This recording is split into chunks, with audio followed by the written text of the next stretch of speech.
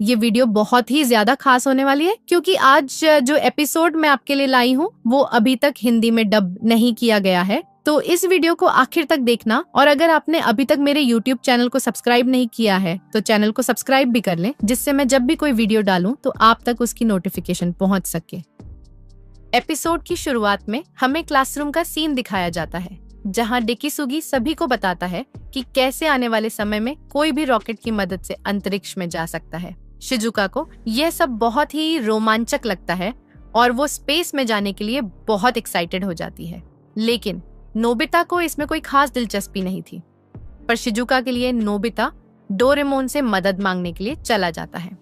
फिर Nobita Doraemon को सब बताने लगता है कि शिजुका को स्पेस से बेहद लगाव है और वह एक एस्ट्रोनॉट बनने का सपना देख रही है, लेकिन डोरेमोन उससे कहता है कि उसे आज 22वीं सदी में चेकअप के लिए जाना है।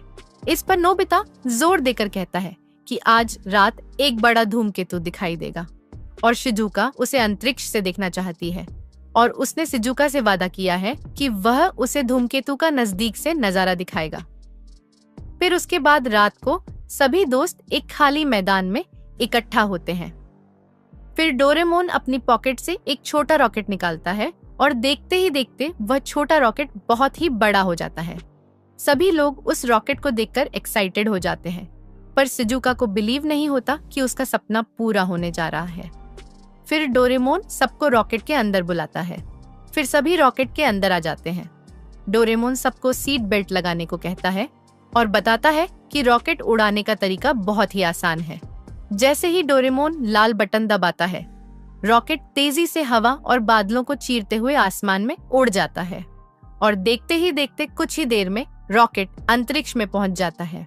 खिड़की के बाहर का नजारा देखकर नोबिता और बाकी दोस्त दंग रह जाते हैं, और सभी दोस्त स्पेस का व्यू देखकर मजे ले रहे थे, पर शिजुका शांत और गंभीर दिख रही थी। डोरेमोन आराम कर रहा होता है, लेकिन तभी डोरेमी वहां आ जाती है। वह डोरेमोन से नाराज थी क्योंकि वो चेकअप के लिए 22वीं सदी नहीं पहुंचा था। डोरेमी ने तुरंत डोरेमोन को 22वीं सदी में भेज दिया और कहा कि वह रॉकेट का ख्याल रखेगी। फिर डोरेमी ने रॉकेट को ध्यान से देखने लगती है और इसे पुराना डिजाइन बताती है। इसी बीच शिजुका ने कहा कि वह इस रॉकेट से बिल्कुल खुश नहीं है, क्योंकि उसने जैसा सोचा था वह बिल्कुल वैसा नहीं है। उसने सुझाव दिया कि रॉकेट को ज्यादा कलरफुल बनाया जाना चाहिए। तभी शिजुका सबको बताती है कि वह एक एस्ट्रोनॉट नहीं बल्कि एक रॉकेट डिजाइनर बनना चाहती है। डोरेमी ने खुशी खुशी उसका समर्थन किया और अपनी पॉकेट से एक स्पेशल मशीन निकाली जो किसी भी डिजाइन को असली रॉकेट में बदल सकती थी। फिर डोरेमी ने शिजुका को डिजाइन बनाने के लिए कहा। शिजुका ने कागज पर डिजाइन बनाना शुरू कर दिया। थोड़ी देर में वह एक रंगीन और अनोखे रॉकेट का डिजाइन तैयार करती है।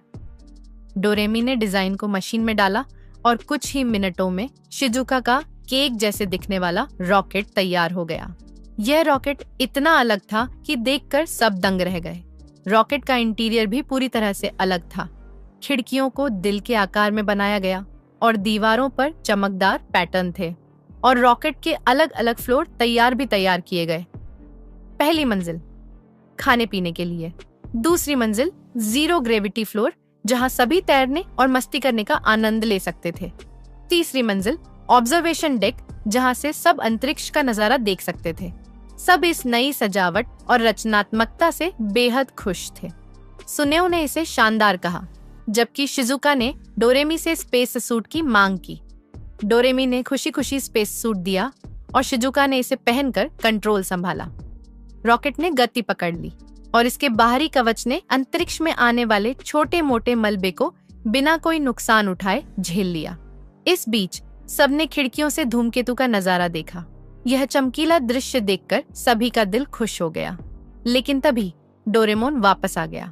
वह अपने रॉकेट को देखकर हैरान था, जो अब एक रंगीन केक रॉकेट बन चुका था। उसका गुस्सा अंतरिक्ष में गूंज उठा, लेकिन दोस्तों को इसकी परवाह नहीं थी। वे अपनी नई दुनिया में मस्त थे।